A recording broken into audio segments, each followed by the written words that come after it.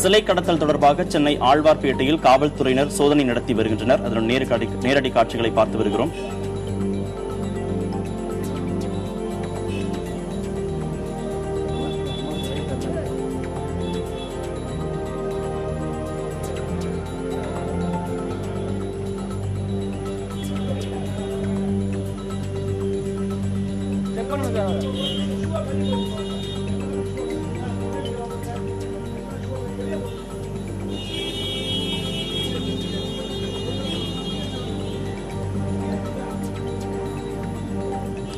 இது தொடர்பான விவரங்களை அங்கிருக்கும் நமது செய்தியாளர் ராஜ்குமாரிடம் கேட்கலாம். ராஜ்குமார், அங்க என்ன நடைபெற்று வருகிறது, கள நிலவரங்கள் என்ன, எந்தெந்த இடங்கள்ல சோதனை நடத்தி வருகிறார்கள்?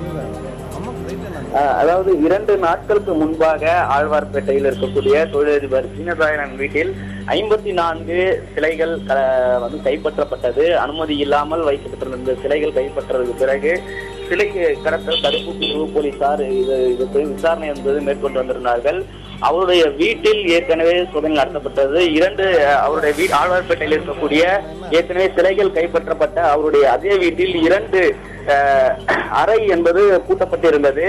அந்த அறைக்குள் என்ன இருக்கிறது என்பது குறித்து சிலை கடத்தல் தடுப்பு பிரிவு போலீசார் விசாரணை மேற்கொண்டு வந்தார்கள். எனவே தற்போது நீதிமன்றம் அனுமதி பெற்று அந்த 2 அறைக்குள் என்ன இருக்கிறது என்பது குறித்து தற்போது உள்ளே சோதனை நடத்தப்படுகிறது. சிலை கடத்தல் பிரிவு போலீசாருக்கு உள்ளே பல சிலைகள் பதுக்கி வைக்கப்பட்டிருக்கலாம் என்ற சந்தேகம் அவர்களுக்குள் இருந்தது. அதற்கான விசாரணை மேற்கொண்டார்கள். தற்போதுதான் சில மணி நேரத்திற்கு முன்பாக சிலை கடத்தல் தடுப்பு பிரிவு ஐஜி பொன்மாணிக்கவேல் தலைமையில் தற்போது போலீசார் சோதனையில் ஈடுபட்டு வருகிறார்கள். இதற்கு பின்பாக தான் இதற்கான முழு விசாரணையும், அதே போன்று அந்த 2 அறைக்குள் என்ன விதமான பொருட்கள் இருக்கிறது, வீட்டிற்குள் வேற என்ன விதமான விஷயங்கள் இருக்கிறது என்பது குறித்த விசாரணை நமக்கு தெரிய வரும். ஏற்கனவே கைப்பற்றப்பட்ட சிலைகள் குறித்த விவரங்கள் ஏதேனும் இருக்கிறதா ராஜ்குமார்? ஏற்கனவே கைப்பற்றப்பட்டிருக்கக்கூடிய சிலைகளை திருவொற்றியூர் அருகே இருக்கக்கூடிய ஒரு கோவிலில் வைப்பதற்காக நீதிமன்றத்தின் மூலமாக அனுமதியும் கேட்கப்பட்டிருப்பதாக சிலை கடத்தல் பிரிவு போலீசார் தரப்பில் சொல்லப்படுகிறது. எனவே ஏற்கனவே கைப்பற்றிருக்கக்கூடிய அந்த சிலைகளை திருவொற்றியூரில் இருக்கக்கூடிய ஒரு கோயிலில் வைப்பதற்கான ஏற்பாடுகள் செய்யப்பட்டிருப்பதாக தெரிவிக்கிறார்கள். அதனைத் தொடர்ந்து தற்போது இன்று நடைபெறக்கூடிய இந்த சோதனைக்கு பிறகு ஏதேனும் சிலைகள் கைப்பற்றப்பட்டால் இல்ல மற்ற விவகாரம் எதுவும் தெரிய வந்தால் அதையும் ஒன்றாக இணைத்து திருவொற்றியூரில் ஏற்கனவே அனுமதி வாங்கப்பட்டிருக்கூடிய அந்த கோயிலில் வைக்கப்பட இருப்பதாக தகவல்கள் இருக்கிறது. பார்க்கிறேன்.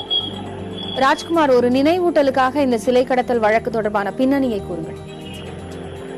அதாவது ஆந்திர தொழிலதிபராக இருப்பவர் தான் தீனதயாளன். அவர் பல்வேறு விதமான பணிகளை செய்து வந்திருக்கிறார். இந்த விஷயத்தில் 2 நாட்களுக்கு முன்பாக தான் சிலை தடுப்பு பிரிவு போலீசாருக்கு தகவல் கிடைக்கப்பட்டது. அந்த தகவல் கிடைக்கப்பட்டதில் அவருடைய இல்லத்தில் பல சிலைகள் பதுக்கி வைப்பதாக தகவல் என்பது போலீசாருக்கு கிடைத்தது. அதற்கு பின்பாக தான் அவர் சோதனை என்பது போடப்பட்டது. அதில் தான் அவருடைய வீட்டில் ஆழ்வார்பேட்டையில் அவருடைய வீட்டில் 54 சிலைகள் என்பது இருந்தது கைப்பற்றப்பட்டது. ஆனால் அவர் நேரடியாக இல்லை. அதே போன்று 15 நாட்களுக்குள் நேரில் ஆஜராக வேண்டும் என்று அவருக்கு நோட்டீஸும் வழங்கப்பட்டிருக்கிறது. அந்த நோட்டீஸ் ஆனது அவருடைய வீட்டிலும் போலீசார் தரப்பில் ஒட்டப்பட்டிருக்கிறது. தற்போது அவர் எங்கு இருக்கிறார் என்பது குறித்த ஒரு முழுமையான விவரம் என்பது தெரிய வரவில்லை. அதே போன்று கைப்பற்றப்பட்ட சிலைகளும் அவருடைய வீட்டில் மற்ற சிலைகள் ஏதாவது இருக்கிறதா என்பது குறித்தான் தற்போது அந்த சோதனை என்பது நடைபெற்று வருகிறது. தீனதயாளனுக்கு சர்வதேச சிலை கடத்தல் தொழில் செய்வடைய இந்த சுபாஷ் கபூருடைய தொடர்பு இருக்கிறது அப்படிங்கிற அடிப்படையில தகவல் செய்திகள் வெளியாகி இருக்கிறது. இந்த நெட்வொர்க் தொடர்பாக காவல்துறையினர் ஏதேனும் விசாரணை நடத்தி வருகிறார்?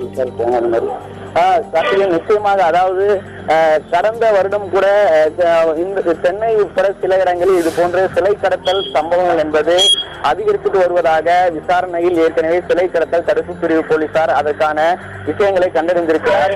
எனவே சென்னையில் இது போன்று சில விஷயங்கள் அடிக்கடி நடப்பதும் அவர்கள் நினைவூட்டல் படுகிறது. எனவே இது வெளிநாடுகளுக்கு ஏதேனும் சிலை கடத்தல் தொடர்ச்சியாக நடக்கிறதுக்கான பின்னணியும் இதில் யார் யார் ஈடுபட்டிருக்கிறார்கள், வெளிநாடுகளுக்கு இது எப்படி கடத்தப்படுகிறது என்பது குறித்து பல கோணங்களில் தான் சிலை கடத்தல் தடுப்பு பிரிவு போலீசார் தற்போது விசாரணை மேற்கொண்டு வருகிறார்கள். எனவே அதன் அடிப்படையில் அந்த கோணங்களில் சென்னையில் இருந்து யார் யாரெல்லாம் இதில் ஈடுபடுகிறார்கள், மற்ற நபர்கள் குறித்தும் வேறு நாடுகளுக்கு இது கடத்த திட்டமிட்டிருப்பதாக என்பது குறித்த கோணங்களில் அவர்களும் இருப்பது, அதற்கான சோதனையும் விசாரணையும் நடைபெற்று வருகிறது. கார்த்திகேயன். ராஜ்குமார், இப்போ இந்த வழக்குல ஏற்கனவே கைது செய்யப்பட்டவர்கள் இது குறித்து என்ன மாதிரியான விசாரணையில என்ன மாதிரியான விவரங்களை சொல்லி இருக்காங்க, அவர்கள் சொன்ன விஷயங்கள் என்னென்ன?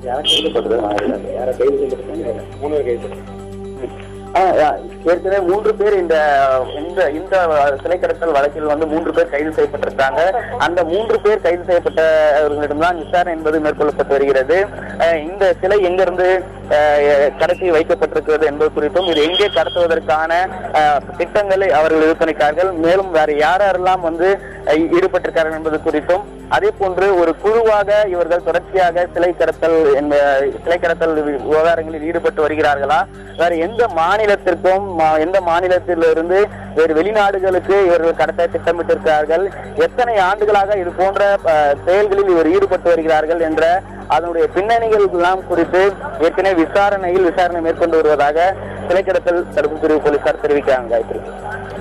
இவர்களை பிடிக்க, தீனதயாளனை பிடிக்க பெங்களூருக்கு ஒரு சிறப்பு தனிப்படை சென்றிருப்பதாக ஏற்கனவே சொல்லப்பட்டிருந்தது.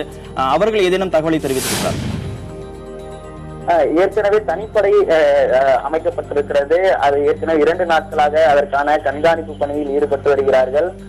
இது மட்டும் இல்லாமல் தீனதயாளனுக்கு நெருக்கமாக இருந்திருக்கக்கூடிய அவருடைய உறவினர்கள், நண்பர்கள் மற்றும் அதே போன்று ஆந்திராவிலும் அவர் ஏற்கனவே அங்கு செய்து வரக்கூடிய தொழில் குறித்த விவரங்கள் எல்லாம் சிலை தடுப்பு பிரிவு போலீசார் அதற்கான பணியில் ஈடுபட்டிருக்கிறார்கள். அதற்கான தீவிரமான கண்காணிப்பு பணியில் ஈடுபட்டிருப்பதாக சொல்லப்படுகிறது.